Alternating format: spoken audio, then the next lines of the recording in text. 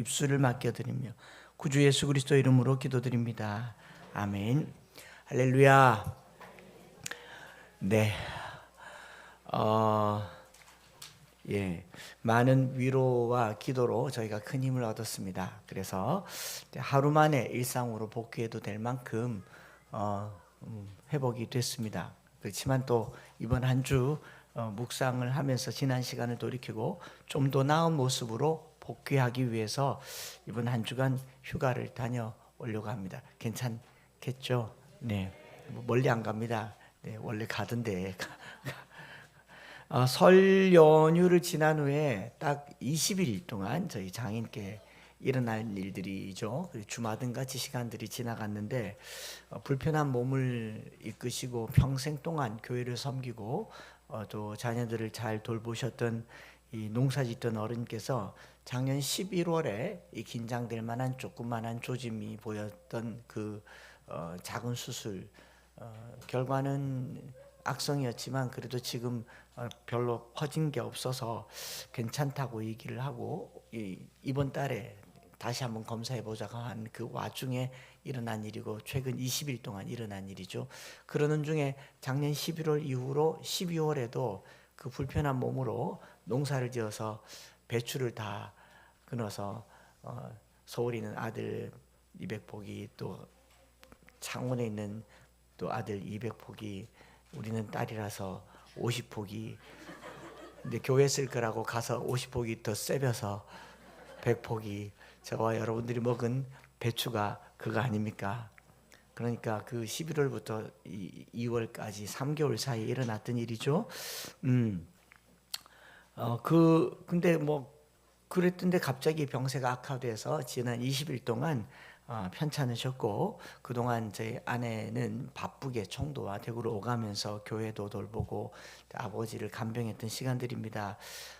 근데 그 20일 동안 자녀들은 장인은 자녀들의 일정과 시기를 봐가면서 정말 가장 적당한 날을 찾고 찾아서 목요일 날 식구들이 다 모인 자리에서 한 6시간 정도 숨을 갸녀르게 고르시다가 천국으로 가셨죠. 많은 슬픔과 아쉬움을 뭐라고 말할 수는 없지만 또 장인께 고마운 마음도 참 금할 길이 없습니다.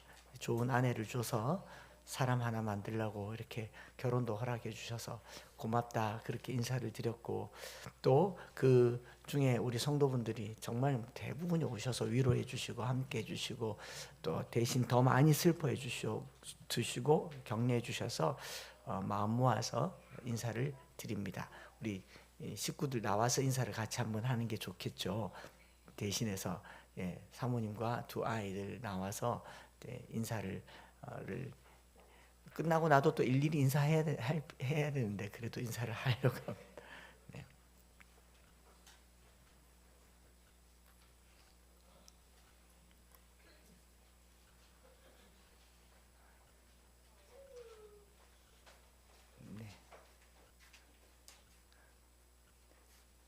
네, 교회에 사임하는 게 아니고 장례를 잘 치렀다고 인사하는 겁니다. 차렷 인사. 네, 안녕히 가십시오.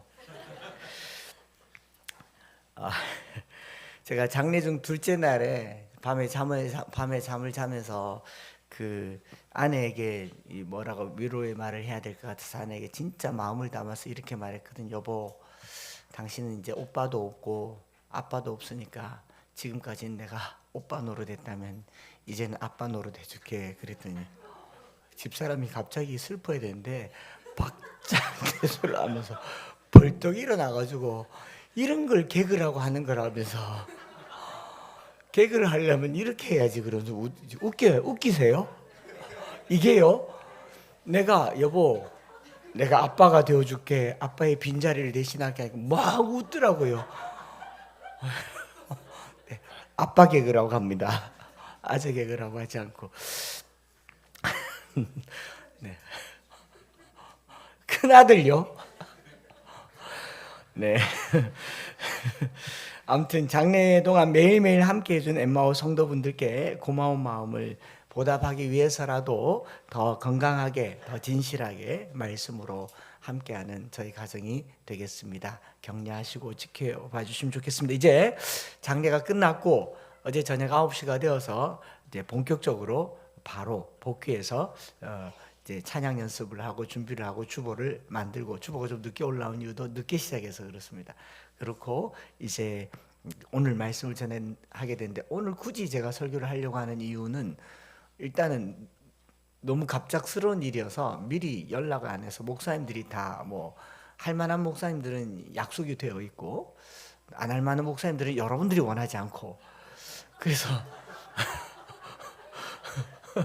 무슨 말인지 아시잖아요. 그래서 이건 내가 해야 되겠구나 이런 생각을 하면서 했고요. 또 왜 그럴까라고 생각을 해보니까 장인께서 주일 지키라고 목요일 돌아가셔서 토요일날 장례가 끝났는데 이 주일 어디 가겠나 하는 마음에 그냥 원래 금방 일상으로 복귀했고요. 그 사흘 동안 계속 생각을 하면서 마음에 든 생각이 뭐냐면, 지난 이 한 해 동안 코로나 끝난 후에 1년 동안 교회적으로나 개인적으로나 무척 바쁜 시간 보냈다는 것을 이제 여러분들이나 제가 알고 있는 바지 않습니까? 정말 많은 사역들이 본물 터지듯이, 누가 물 들어올 때 노조라, 아니 물 들어올 때 노조라고 그랬는데 이제 그 물에 휩쓸려 나간다고 그만져라, 정박시켜라 이런 말이 나올 정도로 일들이 많았잖아요. 그랬는데 그 기간 동안 나름 이제 요청하는 모든 일정을 단 하나도 거절하지 않았고, 그 교회가 크든지 작든지 또 성격이 내가 원하든지 원하지 않든지 주님 부르심이라고 생각하고 거절하지 않고 1년 동안 수락해서 다녔습니다. 그리고 가리지 않았고 일정이 되는 대로 열심히 섬겼고, 해외 일정도 마다하지 않았고 먼 지방의 사역도 주저하지 않았습니다. 잠 줄여가면서도 그렇게 사역을 했고요. 돈 때문 아니겠죠? 그런 거 관계 없습니다. 그렇게 많은 사역을 했고 사역만큼 많은 은혜를 부어주셨고, 또 가는 곳마다 하나님께서 놀랍게 역사하는 것을 경험했고, 감사하게도 저는 아직까지 건강하고. 그런데 그렇게 많은 사역 중에서 저희 이제 돌아가신 장인께서 끊임없이 아내에게 교회는 괜찮나, 교회를 걱정해 주셨고, 또 염려해 주셨던 분이 장인이셨기 때문에 갑자기 병색이 짙어졌을 때 생각하게 되죠. 그때가 언제냐면은 지난 구정 때거든요. 저 구정 때 결혼하고 처음으로 처가에 못 간 날인데 부흥회 했지 않습니까? 부흥회. 근데 장인 또 교회는 괜찮나?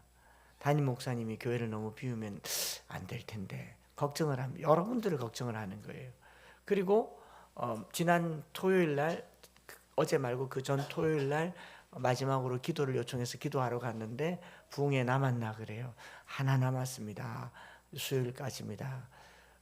걱정하지 마십시오. 여차하면 조정하겠습니다 했는데 괜찮다 그러더니 부흥회가 끝난 수요일 날 끝나고 목요일 아침에 기다렸다는 듯이 날 받아서 그렇게 천국 가시 걸 이렇게 생각을 하게 되더라고요. 그렇게 장례를 보내면서 1년의 사역을 정리를 해봤고요. 또 그러는 동안 그 1년이 어떤 날이었는가를 여러분들에게 말씀드리면, 이건 화면으로 보여줘야 될 것 같아서 이걸 좀 크게 이렇게 보여드리는데, 롬파리팔 책이 2023년 2월 28일에 초판 발행이 되었고 제 손에 잡아든 날이 그 다음 날입니다. 2월 20, 어제로 치면 9일이고 작년으로 치면 3월 1일이죠. 꼭 1년, 이 책 나오고 1년 동안 바지런하게 다녔던 시간들 였던 것 같아요. 이제 3쇄가 들어갔죠. 그래서 그렇게 시간을 보낸 겁니다. 한 주간에. 그래서 한 주간의 쉼을 통해서 지난 1년을 반추하고 내가 이제 또 어떤 1년을 보낼까 하는 생각으로 휴가를 가게 되었습니다. 그래서 잘 다녀오고 아내와 저희 가정이 새로운 모습으로 이렇게 등장할 수도, 쌍수를 할까? 하여튼 그렇게 등장하도록 하겠습니다. 여기까지 그 기간 동안 함께 기도해 주시고 교회를 지켜주시면 감사하겠습니다. 자, 오늘 순서를 따라서 지난주에 말씀에 이어서 왜 우리를 주목하느냐는 제목으로 사도행전 6번째 설교를 하게 되는데요. 지난주에 나면서부터 걷지 못하니 이 한 사람의 걸음을 통해서 놀라운 일이 일어나고 있다라는 내용이 사도행전 3장 1절부터 10절까지 이야기죠. 안전뱅이, 우리가 편의상 안전뱅이라고 부르기로 했습니다. 익숙하기 때문에. 안전뱅이가 일어나서 걷게 된 이 사건은 모두에게 놀라움이 되었습니다. 3장 11절에 나은 사람이 베드로와 요한을 붙잡으니 모든 백성이 크게 놀라며 달려나가 솔로몬의 행각이라 불리우는 행각에 모이거늘 이라고 얘기합니다. 본문의 번역 그대로 아주 크게 놀랐다라고 얘기하죠. 모든 백성이 크게 놀랐다라고 얘기하지 않습니까? 이 어휘 자체가 실제로 astonished, 많이 놀랐다라는 말이거든요. 그리고 어디에 모였느냐 하면 솔로몬의 행각에 모입니다. 이 솔로몬의 행각이란 말이 우리에겐 익숙하지 않은데, 행각이라고 하는 이 표현은 궁궐이나 공공건축물에 사전에 보면 정전 주위에 둘러 지은 집을 행각이라고 합니다. 혹시 사진이 있습니까? 저기 가운데 보이는 게 솔로몬의 성전이고, 지금 가운데 뒤에 벽면에 까맣게 점 이렇게 기둥 사이에 그늘진 곳 있잖아요. 저기를 행각이라고 합니다. 저기 행각에서 성전까지는 큰 광장이 있는 거죠. 광장이 있고, 그래서 본지는 중앙에 있고, 그 중앙 아래에 보면 금색으로 된 문이 있고, 거기 위에도 금색으로 된 문이 있잖아요. 여기가 여인의 뜰이라고 하는 곳인데, 이방인은 저기 첫 번째 맨 아래 금색으로 된 곳에 들어가고, 거기 안에 거기 안에 목 들어가고, 거기 입구를 이제 그 미문이라고 하는 거, 금색이니까 예쁘잖아요. 그리고 그 다음 사진을 보면 거기 삥 둘러 있는 곳 있죠. 저기를 솔로몬의 행각이라고 합니다. 그러니까 사전적으로 보면 어떤 큰 본체를 두고 둘러싸고 있는 벽 안에 있는 그늘진 집, 우리나라로 치면 어떻게 이해하면 되냐면 행랑이라고 들어보셨습니까? 행랑, 대골 같은 집에 이 집에 주인 마님이 사는 집 말고 대문 담벼락이 있잖아요. 그 담벼락을 끼고 있는 집을 행랑이라고 합니다. 그래서 주로 종들이 살죠. 노예들이 살거나 손님이나 객이나 뭐 사랑채도 여기 붙어 있는 행랑, 혹은 또 이제 줄랑이라고도 얘기하죠. 줄랑 또는 줄행랑이라고도 얘기합니다. 왜 줄행랑이란 말이 파생됐냐면, 이 큰 집에 대세가 기울어질 즈음 되면 사람들이 다 그 줄행랑에 모여 있어요. 이 집이 망했다 싶으면 얼른 달아나야 되고, 이 집이 좀 잘 된다 싶으면 얼른 줄행랑을 잡아야 돼요. 그 줄행랑을 놨다란 말은 이제 이걸 버리고 딴 데 가야 된다. 그 줄행랑이란 말로 원 의미는 아니지만, 그 줄행랑이란 말은 그 변두리에 있는 큰 덕지덕지 붙어 있는 곳인데, 솔로몬의 행각이라고 하는 곳에 중심에서는 멀고 외부와 연결된 넓은 공간의 장소에 이제 안전뱅이가 일어났다가 미문에서 걷고 성전 안으로 들어갔다가 나와서 솔로몬의 행각에 이르도록 누구를 잡았느냐? 베드로와 요한을 붙잡은 겁니다. 이 크라테오라고 하는 말은 손에 넣다, 체포하다, 또는 뭐 홀드온, 꽉 잡았다, 또 어떤 영어에는 클링이란 말로 꽉 붙잡았다는 거예요. 제대로 붙잡았다라는 말을 쓰고 있는데, 그러니까 사람들이 다 솔로몬의 행각으로 일제히 모든 사람들이 엄청나게 모여들이는 거죠. 모여들어서 말씀을 전했고, 이날 예수를 믿은 자가 5,000명이다. 자, 2장에 성령이 역사했고 사람들이 몰려들어서 복음을 전했죠. 그리고 예수를 믿은 사람이, 세례를 받은 사람이 3,000명이었습니다. 3장에 들어와서 안전뱅이가 일어났어요. 안전뱅이가 일어난 이 사건의 행각에 모였고 말씀을 전했고 5,000명이 예수 믿었습니다. 요 평행되는 이 구조를 두고 본다면 사도행전 2장의 성령의 역사만큼이나 부각되어서 비중해서 다뤄야 될 내용이 안전뱅이가 일어나서 걷게 된 사건이다라는 겁니다. 이 큰 패턴을 두고 본다면 하나님께서 놀라운 일을 일으키실 때마다 이로 말미암아 구원받는 자가 늘어났다라는 겁니다. 복음이 전해진다라고 하는 말의 의미는요, 설명하고 설득하고 이해시키는 것이 아니라 사람들마다 놀라움, 경이로운 어떤 일이 일어나는 거예요. 우리의 삶을 향해서 넌 어떻게 그렇게 사느냐, 정말 하나님이 계시는 것 같다, 나와 내게 일어난 놀라운 일들이 상대방에게 전해지는 과정에서 구원받는 역사가 나타나기를 축복합니다. 오늘 우리의 삶이 누군가에게는 경이로운 삶이고 그 삶이 그들에게 잘 잘 배달되어서 그들이 예수 믿고 세례받는 정말 하늘로부터 새로운 날이 이르는 그런 역사에 대한 기록이 사도행전 2장과 3장에 평행된 기록이라는 거죠. 성령이 충만한 걸로 끝나지 않아요. 성령이 충만했을 때 사람들이 모였고 모여든 사람에게 베드로가 설교를 했고 설교를 들은 그 사람들이 예수를 믿게 되었다라는 겁니다. 안진뱅이가 일어났어요. 이걸로 끝나지 않아요.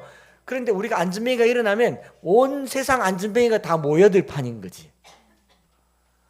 그렇지 않습니까? 베드로가 지금 안진뱅이를 일으켰어요. 그럼 누구에게 희망이 됩니까? 안진뱅이에게 희망이 되죠. 아닙니까? 제가 뭐 물고기는 못 고칠 수 있다 칩시다.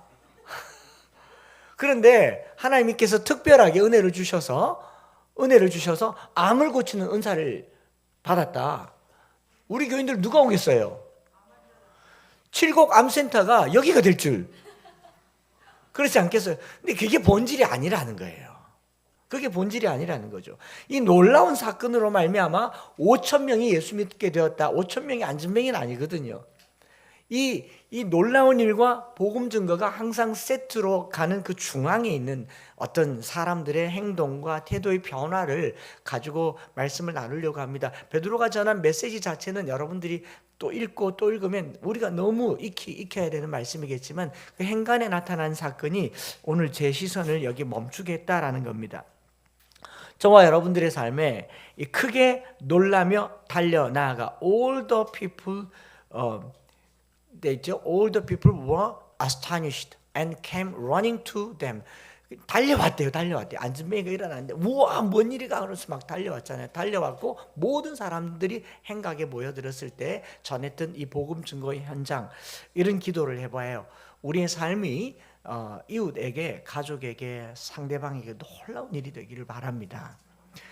장인이 천국 가셨을 때 그 마지막 순간에 저는 아침에 이제 한 7시 40분쯤, 40분쯤에 거기 도착했는데 이미 그 의식이 없고 눈을 깜빡이지 않더라고요. 그냥 호흡, 이미 그 혈압도 떨어졌고 승합체를 올렸고 맥박만 겨우 잡아놨고 이제 산소 포화도만 해서 산소호흡기로 잡아놓은 상태이죠. 다른 조치는 안 했으니까. 제가 서울에 처남 연락하고 이제 내려오는 데까지 시간을 도저히 못 버틸 것 같아서 아내에게 영상으로라도 작별 인사를 하는 게 어떻겠냐. 그리고 병원에서는 임종 예배를 드리라고 하는데 제가 도저히 임종 예배를 드릴 수가 없겠더라고요. 제가 다른 임종 예배는 참 잘 은혜롭게 할 수 있는데 저희 장인이라서 나 못한다고 뭐 순식간에 모세가 돼가지고, 근데 그 짧아진 혀를 가지고 계속 임종 예배를 드리면서 영상으로라도 하지 그랬는데 아내가 안 된다고, 아빠 귀에다 대고 동생 내려오고 있으니까 조금만 참으라고. 3시간 남았대. 이제 서울 빠져나왔대. 뭐 들겠는지 모르겠는데 계속 그 귀에다 대고 아빠 서울 빠져나왔어. 아빠 2시간 남았어. 아빠 1시간 남았어. 맨 나중에는 원장님이 특별히 배려해 주셔서 1인실로 옮겨서 가족들과 함께 있게 해주는데 귀에다 대고 밑에 차 도착했대라고 말하는데 계속 얘기를 하는 거예요, 울면서. 그런데 이제 진짜 차가 도착했는데 하트레이트, 맥박이 굉장히 약해져 있고 이제는 움직임이 없고 숨만 쉬고 계시는데 1, 2분이 급하잖아요. 그런데 급하게 올라와서 뭐 손주들 인사하고 몇 마디 하고 딱 4분 지나니까 더 이상 숨을 안 쉬시더라고요. 그 아들 보겠다고 의식이 없는 분이 기다리는 걸 보니까 놀라운 일이잖아요. 이게 놀라운 일이잖아요. 그러니 그 처남의 아내 되는 이 처수가 그걸 놀라워하는 겁니다. 그 예수 믿는다는 게 이 놀라움에서 시작되는 거지 않습니까? 장례 치르는 사흘 동안 많은 교인들이 다녀가면서 슬프기도 하지만 위로하는 중에 웃고 대화하고 평안한 걸 한 번도 본 적이 없는 거예요. 이런 것들을 세상 사람들은 놀라워하는 겁니다. 이런 놀라움에 복음 증거의 역사가 나타나기를 축복합니다. 이 놀라운 일이 일어났는데 이 일이 일어난 상황에서 안전뱅이와 모든 사람들의 반응이 어떤지를, 또 이들의 반응과 시선을 교정하는 베드로의 메시지가 어떤지를 살펴보려고 하는 거예요. 첫 번째로 이 놀라운 사건이 일어났던 첫 번째 반응은요, 붙잡았다라는 거예요. 붙잡음. 안전뱅이가 걷게 됐어요. 걷게 됐을 때 안전뱅이는 베드로와 요한을 붙잡지 않았습니다. 쳐다봤어요. 뭔가를 얻을까 하고 쳐다봤어요. 실제로 안전뱅이를 붙잡아 준 것은 베드로와 요한이었습니다. 손을 잡아 일으켰잖아요. 손도 안 내밀었던 사람이 자기가 걷게 되니까 너무 놀랍지 않습니까? 자기도 놀라고 남도 놀라는 겁니다. 그거 동전 몇 푼 얻을 요량으로 그가 베드로인지 요한인지 관심도 없었던 40여 세나 되는 사람, 정말 어린아이 같은 사람이죠. 그냥 돈 몇 푼에 성전 미문에 앉아서 40여 평생 동안 구걸이나 하던 사람, 이 40세가 돼서 어린아이가 되면 어린아이 짓을 하면 4세라 그러더라고요. 4세. 40세가 어린아이 짓 하면 4세라고. 저희 집 사람이 저보고 5.5세라 그래요. 제 나이입니다. 자기가 필요한 것만 추구하고 자기가 원하는 것만 바라보고 자기밖에 모르는, 자기 시선에서만 바라보는 이 어린아이와 같은 안전뱅이가 그 사람에게 일어난 게 뭡니까? 우리를 주목하여 보라. 블레포라고 얘기했고 아테니조라고 얘기하면서 주목해서 바라보고 우리를 주목해서 보라고 했던 그 시선의 전환이 은과 금이 아니라 나사렛 예수 이름으로 일어나 걷게 된 거지 않습니까? 그렇게 자기 안에 은과 금, 내 안에 주머니에 돈 몇 푼을 바라보는 안전뱅이에게 내게 은과 금은 없다, 그보다 귀한 나사렛 예수의 이름을 보여주면서 일어나 걷게 했을 때 그 안전뱅이는요 너무 놀랐습니다. 걷다가 뛰다가 성전에 들어가서 하나님을 찬양하는 놀라운 일을 경험하게 되는데, 제가 잠시 묵상해 보니까 이 안전뱅이에게 이 일이 얼마나 놀라운 일인가. 40여 평생 매일같이 성전 미문 앞에 앉아 있었지만 단 한 번도 성전 안에 들어가 본 적이 없는 사람이에요. 왜냐하면 당시 유대인들의 규례와 결례를 따라서는 유대인 외에는 성전 안으로 못 들어가죠. 여인들이 들어가는 뜰과 이방인들만 있는 뜰에 있었지 안에는 절대로 못 들어갔죠.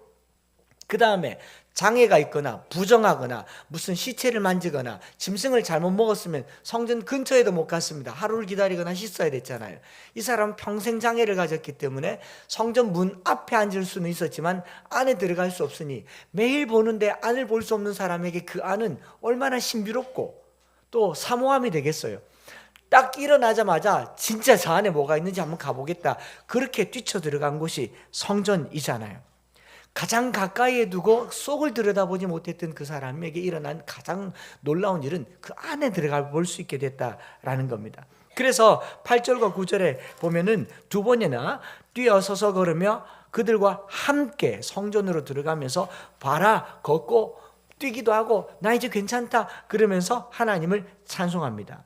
9절에도 모든 백성이 그 걷는 것과 하나님을 찬송했습니다. 참 좋은 모습이에요. 그런데 11절에 와서 이 안전뱅이가 정신을 차리고 보니까 이 놀라운 일이 내게 일어났으니까 뭘 합니까? 베드로와 요한을 붙잡았다라는 거예요. 베드로와 요한을 붙잡았다. 아마 이게 뭔 일인지, 왜 일어난 일인지 듣고 싶어서 그랬는가, 성경은 딱히 설명이 없습니다. 그냥 이런 생각을 해봤어요. 구걸 하던 사람이 걷게 됐으니까 더 이상 구걸을 하지 못하게 돼서 실직했기 때문일까요? 사람들이 그 걷게 되는 것을 보고 푹푹 찌르면서 봐라, 걸을 수 있는데 지금 못 걷는 채 나이가, 그랬겠습니까? 아니면 베드로와 요한 왜 붙잡았을까요? 왜 붙잡았을까요? 또 다른 권능을 달라고요? 그럴 수도 있었겠죠. 붙잡았어요. 세게 붙잡았어요. 아니면 내가 40년 동안 앉아 있는다고 키가 못 컸으니까 일으켰으니 키도 키워달라. 그건 제가 붙잡아야 될 일인데. 그러지 않습니까? 오늘 우리가 예수의 이름으로 걷게 되었으면 예수를 붙잡아야 되는데 베드로와 요한을 붙잡고 있는 안전뱅이의 모습에 말씀을 한번 묵상을 해보게 된 겁니다. 그렇지 않습니까? 교회 다니고 예수를 믿지만 예수님만 붙드는 건 아니죠. 제가 지금 지난 1년 동안 경험한 것을 이렇게 반추를 해보니까 지난 몇 달 동안 집회하고 지금 가끔이지만, 자주는 아니지만 지금 경험하고 있는 경험 중에 하나입니다. 저는 말씀을 붙들으라고 설교를 했는데 사람들이 저를 붙들고 있는 것을 이 본문을 통해서 보게 되는 것이죠. 목사님께 기도 한번 받으면 좋겠다, 전화로라도 기도 한번 받으면 좋겠다. 또 어느 기도원에 집회를 갔다 왔더니 그게 일파만파 소문이 나서 지금 막 저게 가면 제가 기도를 한 번만 받게 해달라. 우리 권사님께서 전화 받느라고 곤혹이 우리 목사님 기도 안수기도 안 하십니다. 물고기도 못 살립니다. 대놓고 말을 못해도 계속 안 됩니다, 안 합니다라고 하지만, 이 사람이 좀 알려진다고 하는 게 어떤 일이 일어나냐면 그 사람을 붙든다는 거죠. 그 사람을. 기도 한번 받겠다. 또 제가 집회를 한다고 교회에 놀라운 역사가 나타나면 그동안 그 교회 목회하신 분들 뭐가 되겠습니까? 마치 제게 뭐가 있는 것처럼 그렇게 얘기를 할 때 제 안에 이건 아니란 생각이 우선 들었습니다. 이런 형태의 집회를 통해서 결국은 제 안에 뭐가 남냐면 내가 능력 있는 사람인 것처럼, 나를 붙들면 병자를 일으킬 수 있을 것처럼 나도 착각할 수 있어요. 베드로가 신이 낫지 않겠습니까? 미문뿐만 아니라 저기 숨은 양문 어문 곁에 가가지고 나사렛 예수 이름으로 은과 금은 없거냐, 일어나 걸어라, 나사렛 예수 이름으로 문둥병아 나가라, 이것만 하고도 평생 다닐 수 있는 지금 첫 뚜껑이 열렸잖아요. 그때 안진뱅이가 베드로를 딱 붙잡았을 때 베드로가 정신이 버뜩 드는 사건이 이 사건이라 생각을 하게 된 겁니다. 앞으로 계속 저만 찾게 되겠죠. 그리고 여러분들은 저를 또 찾겠죠. 가지 말라고. 여러분, 예수님을 붙드시기 바랍니다. 창수가 아니고요, 한창수가 아니고 예수님을 붙들으라는 겁니다. 예수님이 우리가 붙잡고 쫓고 따라가야 할 유일한 분이십니다. 옷자락 붙잡는 심정으로 목사님을 붙잡습니다? 아닙니다. 예수님을 붙잡아야 됩니다. 우리 성도들은 그렇지 않잖아요. 그렇지 않은데 아니까 제가 지금 왜요? 제가 이거 묵상하면서 그래요. 오늘날 한국 교회 현실이요, 목회자 한 사람을 영웅으로 만드는데 아주 최적화되어 있습니다. 목회자 한 사람을 유명한 설교자로 만드는데 아주 최적화되어 있어요. 이게 최근의 현상이 아닙니다. 이런 현상은 오랫동안 우리에게 무거운 이 성공주의의 한 사례로 나타나는 겁니다. 예를 들어 볼까요? 성도들은 당연히 자기 교회에 괜찮은 목사님을 모시고 싶으니까 저분 어떠냐 저떠냐 물어보고 알아보는데, 꽤 오랜 시간 전에 한국 교회는요, 유학, 대학 이런 건 상상도 못한 시절이니까 기도원에서 기도 많이 하는 목사님을 담임 목사님으로 모셔왔어요. 영역 있는 목사님, 기도 많이 하는, 할렐루야, 제가 하루에 8시간씩 기도합니다. 저희 강단이 무릎이 헤어지지, 강단의 카페트가 다 헤어졌습니다. 할렐루야. 간이 저리도록 간절하게 이래야지. 그런 분들 그래서 기도원에 가보면 여름 겨울 산상 집회 막 이름 올라가 있는 분들이 다 리스트에 있습니다. 그렇지 않습니까? 그러다가 한 세월 지나가고 나서요, 이분들이 너무 카리스마가 있는데 좀 성도들의 학력에 못 미친다 생각하니까 이제 학력 좋은 사람을 찾아가요. 지방신학교에서 4년제 대학교, 4년제 대학교에서 수도권 대학교, 수도권 대학교에서 해외 유학파.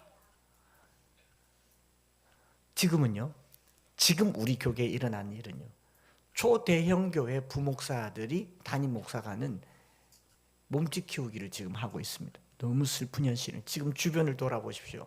담임 목사 뽑는다고 청빙서를 수십 통을 받아가지고 싹 다 걸러서 지금 부산과 서울에 있는 큰 교회 부목사님만 2-3명 딱 남겨서, 아니 그럴 거면 그 교회 추천받아서 바로 세울 거 아닙니까? 왜 이 짓을 하냐고요. 모래 속에서 옥석을 찾으려고요? 진주인가? 그럼 대구에서 목사님들은 시골 가야 되고, 시골교회 목사님들은 섬에 가야 되고, 섬에 있는 목사님은 바다에 빠져야 됩니다. 프리미어 리그잖아요. 자본 현실에서 이게 옳다고요? 이게 옳으면 하나님 죽은 겁니다. 목사님을 붙잡지 말고요. 붙잡을 목사를 찾지 말고요. 목회자나 성도들은 하나님을 붙잡으시기 바랍니다. 예수를 붙으시기 바랍니다. 여러분, 이게 너무 슬펐습니다. 이력서를 냈는데 지방교회 목사님은 다 빠져 무슨 수도권에 있는 학생들이 대기업에 취업하는 거하고 지금 똑같은 형태로 가면서 세상을 뭘로 바꾼다고요? 안 바뀝니다. 이렇게 해서는. 제가 장로님들께 요청했어요. 제발 부탁인데 큰 목사 찾지 말고 사람 키우는 교회가 되었으면 좋겠다고 말했어요. 그게 옳지 않습니까? 제가 커서 왔습니까? 와서 컸습니까? 안 컸죠. 물론 키가. 너무 흥분했네요. 장례도 치렀는데. 이 이력서에 작은 교회를 거쳐간 게 흠결이 돼서요. 작은 교회는 부목사로도 안 오려고 그래요. 제 주변의 목사님들이 괜찮은 목사님 좀 소개시켜달라 그러면 아니 괜찮은 목사님 왜 형님 교회 가겠습니까? 더 큰 교회 가지. 이 말이 저절로 나오는 시스템에 살고 있는 거예요. 지금이라도 신학 하시려는 분들은 빨리 이 교회를 떠나서 여기 수성구나 부산, 서울에 있는 어느 교회 청년부터 시작해서 간사부터 시작해서 부목사가 되셔야 담임될 수 있습니다. 유학보다는 그래도 낫잖아요. 심각한 현실입니다. 제가 진지하게 말하는 거예요. 여러분, 세상이 악한 건 원래 악했어요. 근데 교회가 그 시스템을 가지고 왔다는 게 더 심각하다고요. 그럼 하나님의 은혜는 없지 않습니까? 하나님의 그 사랑은 없잖아요. 베드로가 똑똑해서 이 자리에 섰겠습니까? 베드로가 학력이 좋아서, 베드로가 좋은 시스템 아래서 자라서 아니에요. 성령 받았습니다. 우픈 현실을 보면서요. 그러면서 왜 선교하겠다고? 부름받아 나서니 몸 수도권에 가오리다.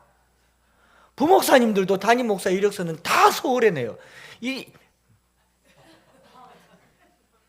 제가 농삼아서 대구로 오라고 말하는 게 아닙니다. 복음화율이 이렇게 낮으면 왜 선교를 가요, 그러면? 그렇지 않습니까? 여러분, 아프리카의 기독교 건국자는요, 탄자니아는요, 크리스찬이 65%, 70%예요. 목사가 왜 탄자니아를 갑니까? 사회사업가가 가야죠. 거기에 필요한 인적 자원은 교수, 건축가, 물 떠주는 사람이에요. 거기 목사님들 많아요. 속지 마세요, 여러분. 선교, 아프리카 간다고 다 선교합니까? 여기서 사역해야죠. 대구가 선교지 아닙니까? 다 제 좋은 데 가면서 이력서 추천서 써달랍니다. 역함이 올라와요. 근데 집회를 다니면서 나를 붙들고 있는데 그 붙들림에 가는 제게도 그런 게 생길 것 같아요. 그게 두려운 겁니다. 여러분, 뭘 붙들고 있습니까? 예수님을 붙드시기 바랍니다. 저 초라한 어부였던 베드로를 붙들어 준 것은요, 안진뱅이가 아닙니다. 저 초라한 어부를 붙들어 준 것은 안진뱅이가 아니라 그 안에 있는 예수님이셨어요. 저를 오늘 붙들어 주는 것은 불러주는 교회가 아니라 저를 사용하시는 주님이 되기를 원합니다. 우리가 예수님을 붙들고 십자가를 붙들고 또 주님이 우리를 붙들 때 그게 성도의 삶이라는 거죠. 이게 상식인 줄 믿습니다. 한 주간 동안요, 주님 붙들고 살아가는 저와 여러분들 되시기를 축복합니다. 그래서 오늘 설교하면서 지금까지의 모든 사역에서 상반기 사역을, 외부 사역을 지금까지 약속된 것만 하고 더 이상 하지 않기로 마음을 먹게 된 거죠. 우리 주님 붙듭시다. 저도 주님을 붙들고, 여러분들도 주님을 붙들고, 주님께 붙들린 삶을 살기 위해서 약속된 게 많지는 않지만 몇 개는 있어요. 몇 개는 있지만 이제 올 6월까지는 더 이상의 사역은 교회에 머물러 있기로 마음을 이렇게 말해놔야 되지 않겠습니까? 너무 셌나? 저도 저를 붙드는 사람 손에 붙들리지 않고 주님 손에 붙들리고 싶습니다. 지금까지 그렇게 살았고 주님이 붙들어 주셨고요. 솔직히 제게 능력 없다는 사실을 여러분들이 제일 잘 알잖아요. 내게 능력 주시는 예수 안에서 우리가 모든 것을 할 수 있는 줄 믿습니다. 어떨 때는요, 집회를 가면 기도할 시간도 없어요. 돌아서면 밥 먹고 돌아서면 옷 갈아입고, 돌아서면 밥 먹고, 밥 먹으면 집안 자랑, 무슨 자랑, 무슨 자랑. 계속 듣고 있고 있으면 뭐 제가 기도한다고 뭐가 달라지겠습니까? 전 식사 기도하러 간 것 같습니다. 그렇게 간편하고 간단하면 좋겠다고 하는데 그걸 제대로 못 알아들어가지고 더하면 유튜브로 나가니까. 제가 여기 적어놓은 건 그렇습니다. 꾼이 되는 게 두렵다가 제 마음입니다. 베드로를 붙든 안진뱅이 다른 사람들에게도 굉장히 희망이었을 거예요. 베드로가 안진뱅이가 나았으니까. 그 옆에 다른 안진뱅이가 있었더라면 정말 나았을 거예요. 근데 베드로가 안진뱅이 일으키는 일을 하지 않고 이렇게 말합니다. 왜 우리를 주목하느냐? 왜 나를 쳐다보느냐? 제 마음에 계속 지난밤부터 오늘 새벽까지 왜 한창수를 주목하느냐? 내 뒤에 계시는 주님께 좀 주목을 하면 안 되겠느냐? 나를 들어쓰시는 주님을 좀 만나면 안 되겠느냐? 그게 꼭 나를 통해서만 일어난 일은 아니지 않느냐? 그런 마음을 갖게 된 것이죠. 베드로가 말하지 않습니까? 3장 12절에 베드로가 이것을 보고 백성에게 말하되 이스라엘 사람들아 이 일을 왜 놀랍게 여기느냐? 우리 개인의 권능과 경건으로 이 사람을 걷게 한 것처럼 왜 우리를 주목하느냐? 다르게 말하면요, 내게서 능력이 나온 게 아니다. 우리가 기도해서 능력을 낸 게 아니다. 내 손에서 능력이 있는 게 아니다. 내가 안수해서 이런 일이 일어난 게 아니다. 이 보잘것없는 성도들과 이 보잘것없는 저와 여러분들에게 주님이 찾아오신 곳이지, 여러분들이 뭐 능력이 있어서 뭐 있어서 제가 능력이 있어서 했습니까? 말씀 암송 자녀 교육을 얘기하면 와 우리 목사님 대단합니다, 훌륭합니다, 성경을 암송합니다. 뭘 내가 암송을 해요? 돌아서면 다 잊어버리고 늘 하던 걸 하는 게 그거지. 그 다음 구절 물어봐야 모르지. 딴 거 해봐요 그러면 버벅대지. 애써서 딴 거 한번 해봤다가 얼마나 버벅댔는데요. 아무것도 없어요. 진짜 아무것도 없어요. 하나님이 저를 붙들어줬다는 거 말고는 아무것도 없어요. 마치 내게 뭔가 있는 것처럼 이 권능과 이 경건이 내게서 난 것처럼 주목하지 말아야겠다. 저와 여러분들의 삶이 그래야겠고 제 삶이 그래야겠다. 그래서 여기까지 해야겠다라는 생각을 하는 겁니다. 수천절을 암송해도요, 여러분들이 말씀을 붙들면 아무것도 아닙니다. 당부하는데요, 말씀이 여러분들을 붙들어주는 삶을 사시길 바랍니다. 말씀이 나를 붙들 때 역사가 나타나는 거예요. 천절은 무슨 부적입니까? 천절을 암송해도 말씀이 나를 붙들지 않으면 그 말씀 가지고 장난치는 거예요. 말씀 가지고 공부하는 거라고요. 법전도 그만큼은 외울 수 있습니다. 말씀에 사로잡힌 사람이 되시길 바랍니다. 그게 주님이 나를 붙드는 거예요. 말씀이 내 안에 살아있어야 되죠. 내 권능 아닙니다. 내 경건도 아니고 우리의 실력과 연습과 노력도 아닙니다. 주님이 우리를 붙들어주는, 안진뱅이가 붙드는 삶이 아니라 주님이 붙들어주는 그런 삶을 사시기를 축복합니다. 두 번째로 주목이라는 단어를 써봤습니다. 무엇을 주목하는가? 베드로의 메시지가 이거잖아요. 왜 우리를 주목하느냐? 우리가 아니라 예수 그리스도께 주목해야 된다.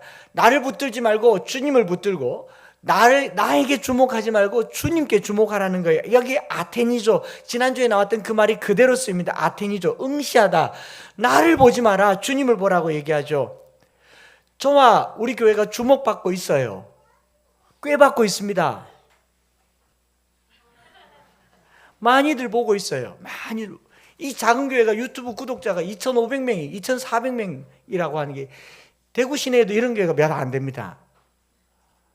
그러니 이 많은 주목들이 받고 있으면요, 엄청 부담스럽기도 하지만 한편으로 속으로 성공했네, 목회 잘했네, 교회를 안 키우고 나름 특색 있게 잘 키우네. 심지어는 친구 중에 한 친구는 뭐 한 우물 파더니 성공했단 말까지 쓰더라고. 목사가 굉장히 불쾌했습니다. 여러 곳에서 알아봐 줍니다. 사인해달라고 합니다. 뭐 여러분들도 엠마오 교회 다닌다는 얘기를 그냥 하지 않고 엠마오 교회 다닌다, 또는 한창수 목사님 계신 엠마오 교회 다닌단 말 했어요, 안 했어요? 주목받고 있단 말이에요. 주목받고 있다. 주목받고 있다. 그런데 이 말씀을 보고 있는데요, 두려웠습니다. 오늘 새벽에 눈물이 났어요. 내가 주목받아서 될 일이 아닌데, 우리 교회가 주목받아서 될 일이 아닌데, 이걸 내가 받고 있다는 것이, 이건 아니다. 이건 아니다. 사람들이 얘기합니다. 목사님 모르는 사람이 없대요. 어디 가도 알대요. 텔레비에 나오대요. 자주 봅니다. 처음에는 어쩌다가 나온 겁니다. 아닙니다. 그냥 하다 보니 나온 겁니다. 이랬지만 은근히 나중에는 어깨가 막 올라가고 뽕이 막 올라갈 수도 있다는 거죠. 그게 순간 두려움으로 찾아오는 겁니다. 사람들이 엄지를 치켜 올리고, 심지어는 어떤 시내에 있는 장로님, 우리 대구에서 목사님 그래도 명예를 살려주셨습니다. 넘버원입니다. 이럴 때 아무리 아니라고 해도 내가 주목받고 있다는 이 사실이 베드로의 말을 비추어서 거울 보면서, 야, 너 왜 주목받고 있냐? 너 왜 주목받고 있냐?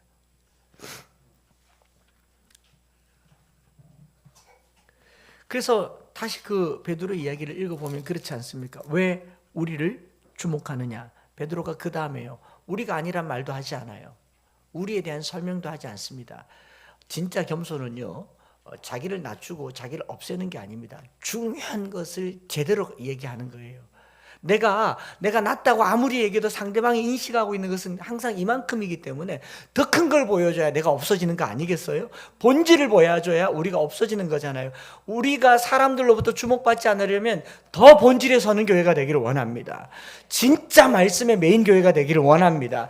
가정 예배 드리고 말씀 암송하고 스스로 말씀에 붙들려 있는 저와 여러분들이 되시기를 축복합니다. 베드로가 왜 우리를 주목하느냐? 그 다음에요, 나는 아니다, 나는 능력 없다, 나는 어부다, 나는 예수님 3번 부인했다, 이런 말이랑 아예 하질 않습니다. 자기를 일부러 낮추려고 하지 않아요. 오히려 뭐라고 얘기합니까? 아브라함과 이삭과 야곱의 하나님, 곧 우리 조상의 하나님. 본론으로 바로 들어가 버리니까 그 이후로 베드로는 나타나지도 않아요. 베드로는 등장하지도 않습니다. 내가 어떤 사람이다, 내가 얼마나 크다, 얼마나 작다 말하질 않아요. 예수 그리스도를 이야기하고 하나님을 이야기하는 순간 본론에서 내가 낮아지는 것을 알게 됩니다.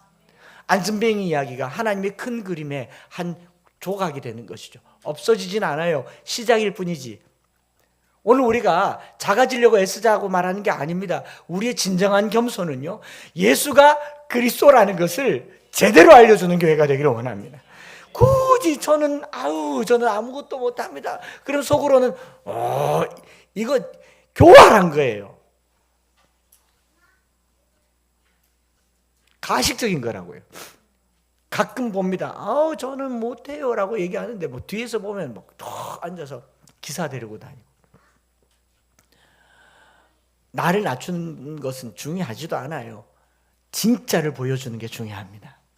베드로가 왜 우리를 주목하여 보느냐라고 얘기할 때요, 항상 하나님께, 아브라함과 이삭과 야곱의 하나님, 우리 조상의 하나님이, 저는 우리 어른들이요, 자녀들에게 내 하나님이 너에게도 하나님이 되어야 된다, 내게 주님이 너에게도 주님이 되어야 된다는 전통이 있기를 원합니다. 목회자들은요, 저를 포함해서 주목의 대상이 되고 싶어하는 잠재적 위기를 늘 경험합니다. 주목의 대상이 되고 싶습니다. 그래서 책을 내려고 합니다. 책을 내면 교회가 잘 된다. TV에 나오면 교회가 잘 된다. 오늘 주목의 대상이 되는 훌륭한 프로그램은 새롭게 하소서입니다. 제가 나왔거든요.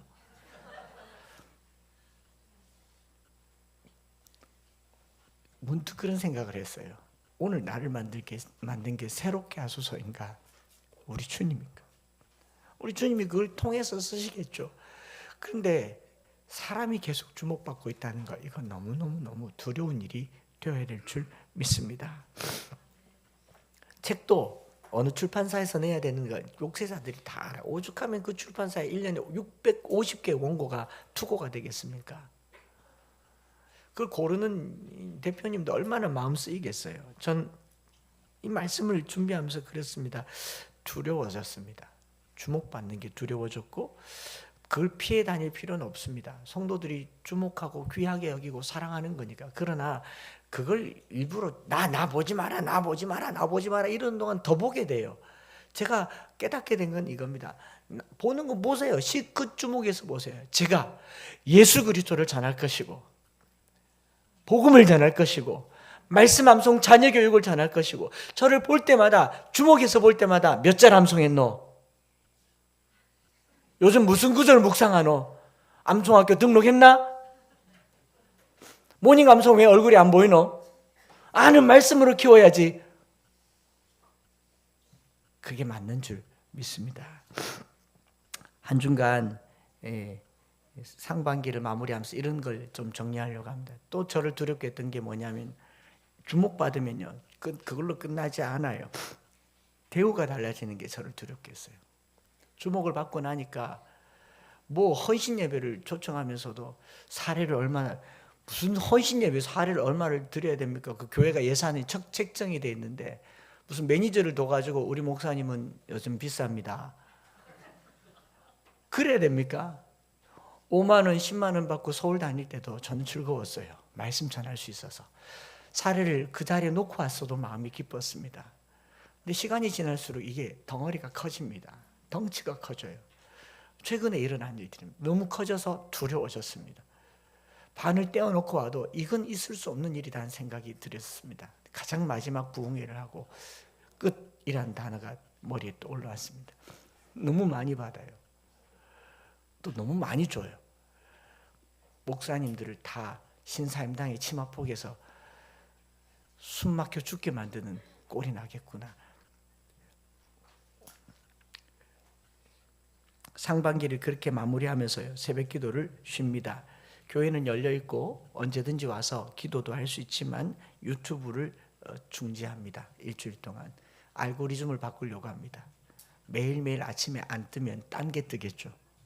다른 알고리즘으로도 갈아타시고 다른 분 설교도 들으시고 다른 말씀도 들으시고 목사님 말씀들 다 좋아요. 다 좋아요.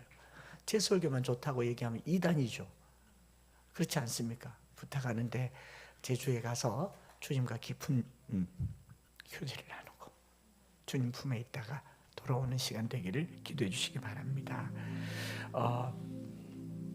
계속해 주세요. 하나가 되죠. 베드로의 설교에 베드로가 없다는 거, 베드로의 메시지에 베드로가 없다는 거. 오늘 제가 전한 설교의 한 상수가 사라져야 되는 시점에 왔다라는 생각이 들었다라는 거죠.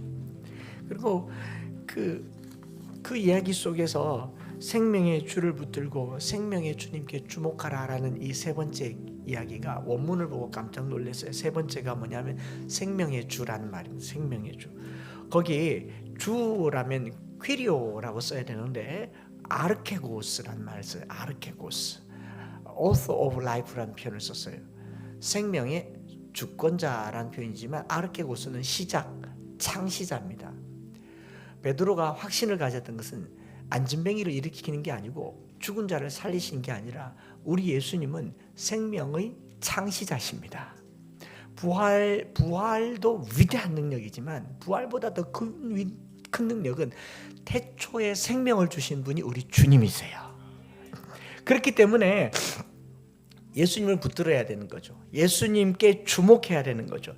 여러분, 이 세상에 병 좀 고치는 능력 있는 목사가 있을 수 있습니다. 이 세상에 우리에게 복음을 전해주는 좋은 훌륭한 목사님들이 있을 수 있고 병원에서 병을 고칠 수도 있겠지만 생명을 주실 수 있는 분은 주님밖에 없습니다. 그래서 항상 주님을 붙들고 주를 쫓아가는 저와 여러분들 되시길 바라고, 그래서 이때 이후로부터 주의 이름을 부릅니다. 사도행전에 누구든지 주의 이름을 부른 자는 구원을 얻으리라, 천하 인간의 구원 얻을 만한 다른 이름을 주신 적이 없다라고 했던 이 예수 이름은요 생명의 근원이시기 때문에 그렇습니다. 그래서 사람들이 예수님의 이름을 불렀어요. 그리스도, 주는 그리스도시라고 계속 부르다가 그리스도인이란 이름이 나왔습니다. 오늘 우리가 예수교인입니다. 그리스도교인이에요. 기독교인이란 말은, 그 말은 내가 붙드는 분이 그리스도이고 내가 바라보는 분이 그리스도라는 거예요. 그런데 목사인 저부터가 큰 교회를 사모하고 있고 큰 목회의 현장을 사모하고 있고 목회의 성공을 사모하지 단 한 영혼을 데리고 주님 앞으로 나갈 생각을 안 하니 오늘 우리가 개혁해야 될 대상은 세상이 아니라 교회일 겁니다. 저와 여러분들이 한 주간 동안요, 이 없는 동안 여기 나와서 주님을 꼭 붙들고 주님께 시선을 집중하고 주를 바라보는 한 주가 되기를 축복합니다. 이 찬양요 아마 처음 불러볼 텐데, 우리의 시선을 눈을 들어 주를 보라, 주의 영광을 보라. 주는 빛 거룩과 진리 능력에 주의 영광 나타나셨네. 우리 찬양을 함께 드리시겠습니다.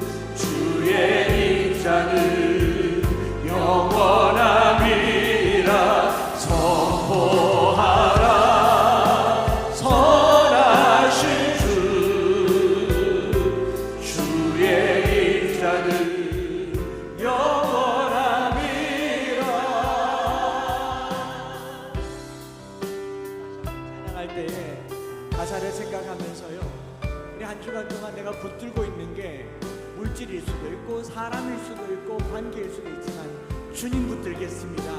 십자가 붙들겠습니다. 내가 바라보고 있는 대상이나 목적지가, 목자가 눈목자잖아요. 뭘 보느냐가 목표가 달라질 수 있어요. 성공이 아니라 주님 되기를 원합니다. 고백하겠습니다. 눈을 들어 주를 보라, 주의 영광을 보라. 눈을 들어 주를 보라, 주를 보라, 주의 영광을 보라. 주는 빛, 주는 빛 거룩과 진리 능력에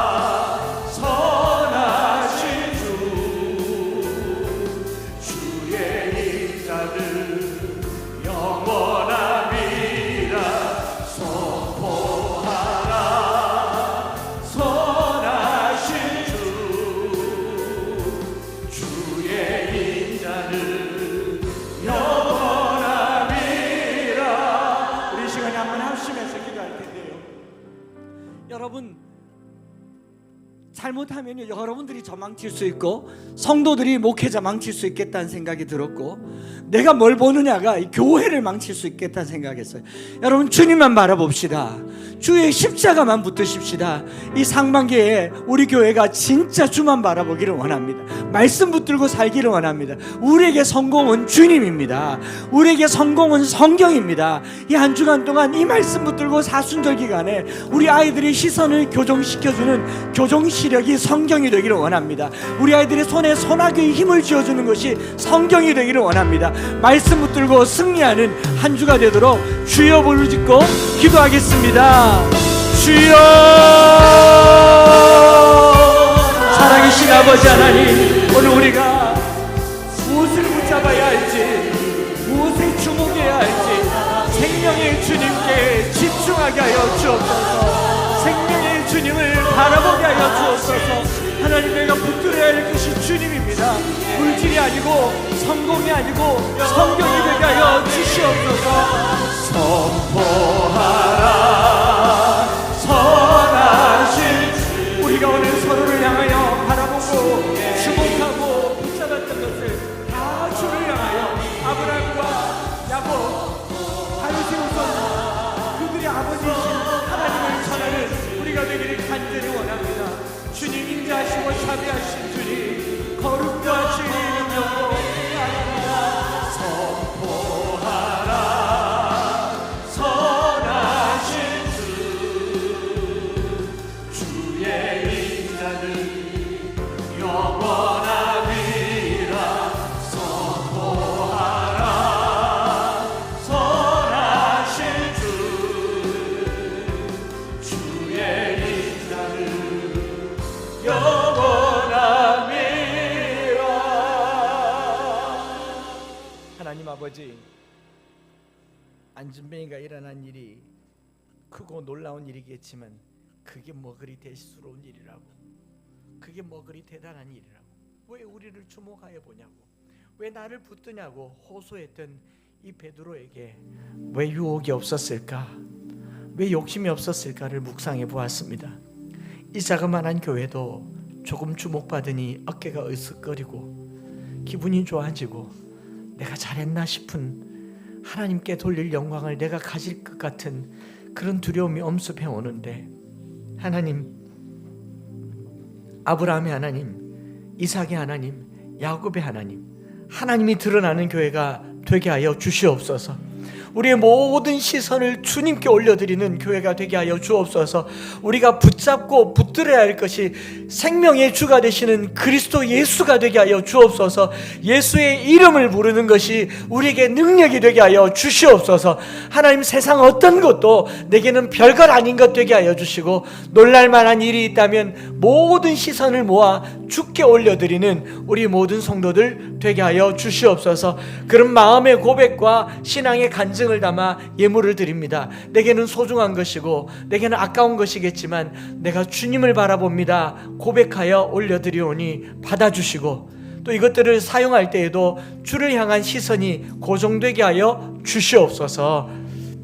주 예수 그리스도의 크신 은혜와 아버지 하나님의 변함없으신 사랑하심과 성령 하나님 위로교통 충만 역사하심이 주님께 시선을 고정시키고 주님께 주목하고 우리에게 돌아올 모든 주목을 예수 그리스도에게로 돌리고 주님을 꼭 붙들기를 소망하는 모든 성도들 머리 위에 이제로부터 영원토록 함께 있을지어다.